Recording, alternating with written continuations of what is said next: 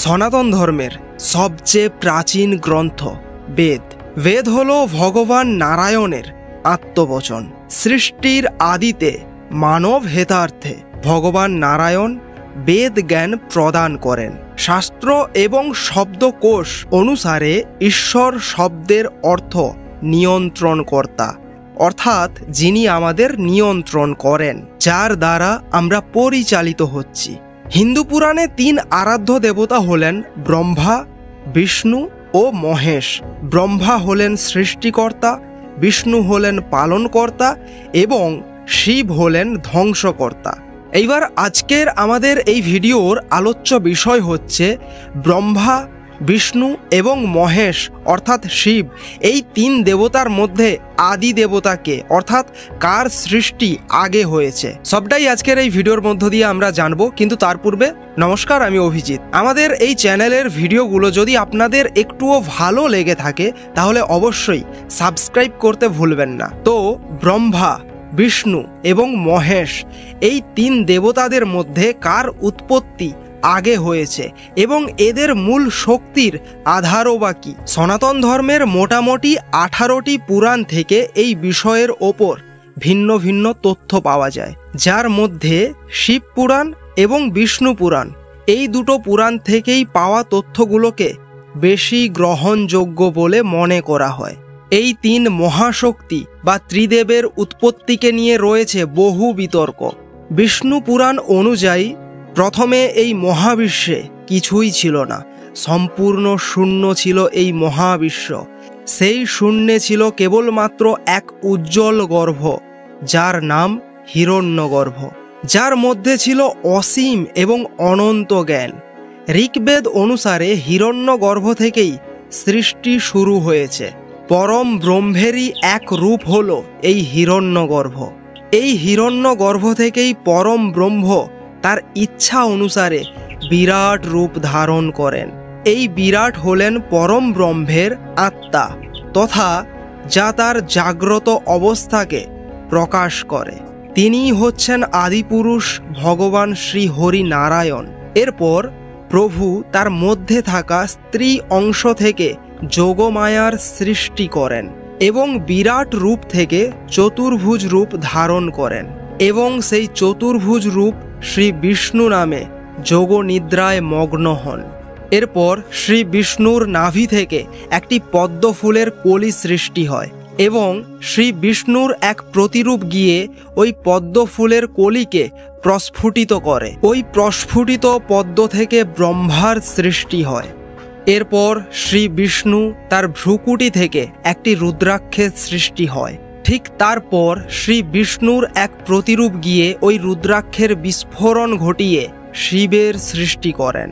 এরপর ব্রহ্মা ও শিব শ্রী বিষ্ণুর স্তুতি করেন এবং তাদের নিজেদের পরিচয় জানতে চান।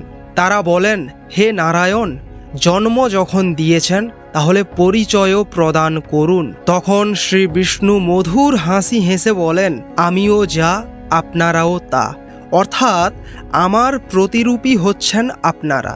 তারপর শ্রী বিষ্ণু বলেন, হে পঞ্চমুখী, আপনিই হচ্ছেন ব্রহ্মা এবং হে জটাধারী, হে ত্রিনেত্রেশ্বর, আপনিই হচ্ছেন শিব। আমরা তিনজন ত্রিদেব। শ্রী নারায়ণের এই উত্তরের পর ব্রহ্মা এবং শিব তাদের জন্মের উদ্দেশ্য জানতে চাইলেন। তখন শ্রী নারায়ণ বললেন, হে ব্রহ্মা, হে মহেশ, এই সংসারে জন্ম নিলে কর্ম করতে হয়, সুতরাং আপনাদেরকেও কর্ম করতে হবে।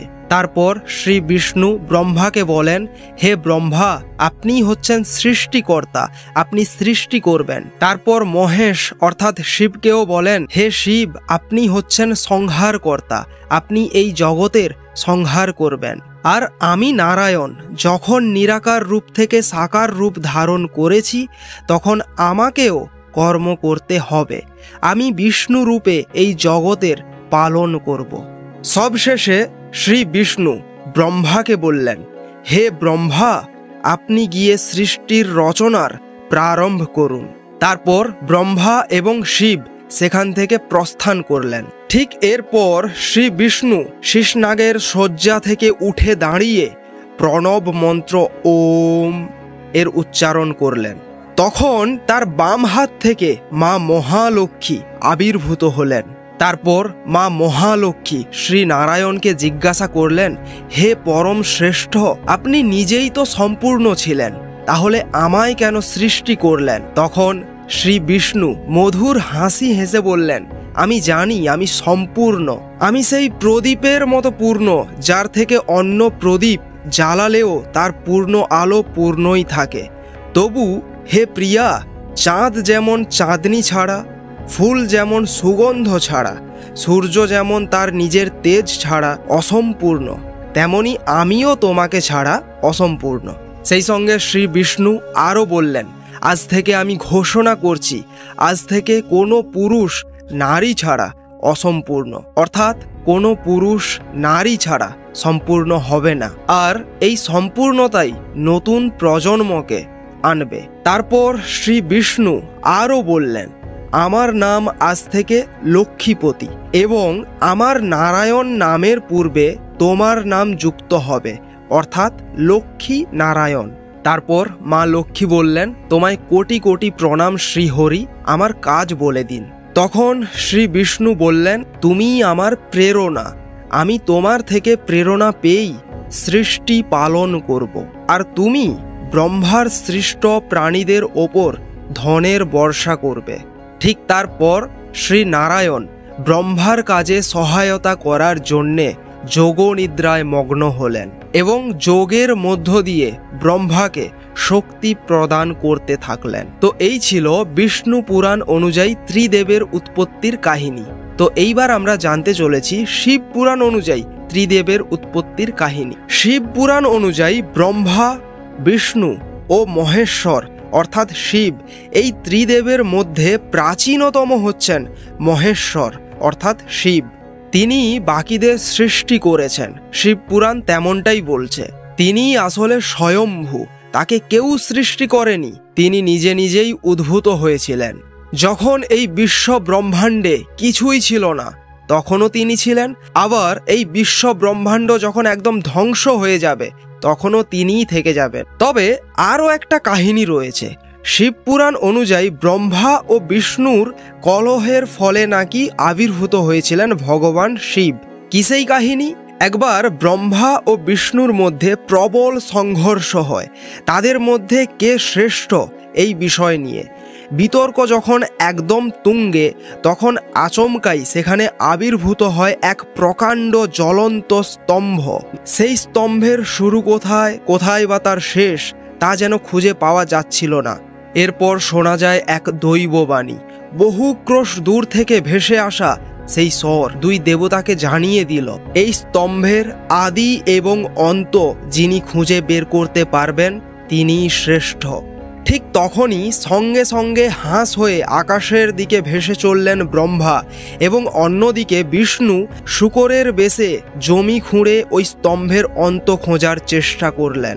এইভাবে অনেক সময় কেটে গেল, কিন্তু তাদের মধ্যে কেউই সেই স্তম্ভের শুরু বা শেষ কিছুই খুঁজে পেল না।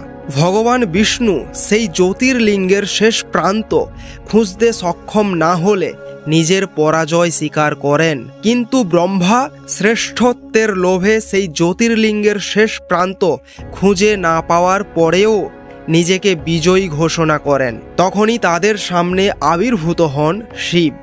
শিবকে দেখার পর ব্রহ্মা ও বিষ্ণু বুঝতে পারলেন আসলে এই জ্যোতির্লিঙ্গ ছিল স্বয়ং দেবাদিদেব মহাদেব, যার আদি অন্ত কিছুই নেই। ব্রহ্মার এই অহংকার বা পাপের কারণে ভগবান শিব তাকে অভিশাপ দেন, তার দ্বারা সৃষ্ট এই জগতে তাকেই পূজা করা হবে না। সেই সঙ্গে কেতকী নামক অতি সুন্দর একটি পুষ্প, যাকে ফুলের মধ্যে সবথেকে উত্তম এবং ভগবান শিবের প্রিয় ফুল হিসাবে উৎপন্ন করা হয়েছিল, কিন্তু ওই ফুল ভগবান ব্রহ্মার অসত্য বচনকে সাক্ষী স্বরূপ সমর্থন করে, যার ফলে ওই ফুল অধর্ম ও পাপের ভাগী হয়েছিলেন।